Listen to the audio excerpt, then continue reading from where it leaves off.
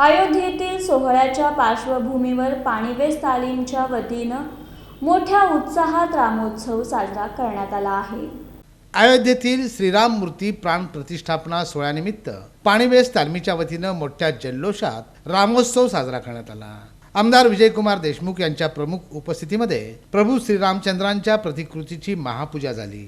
यावेळी पाणीवेस तालमीचे मार्गदर्शक चंद्रकांत वानकर, विक्रांत वानकर, सुभाष पवार, अक्षय वानकर, महादेव पवार, प्रसाद झुंजे, तुषार पवार, पंकज काटकर, प्रसाद पवार, शिवराज झुंजे यांच्यासह पाणीवेस तालमीचे कार्यकर्ते मोठ्या संख्येने उपस्थित होते।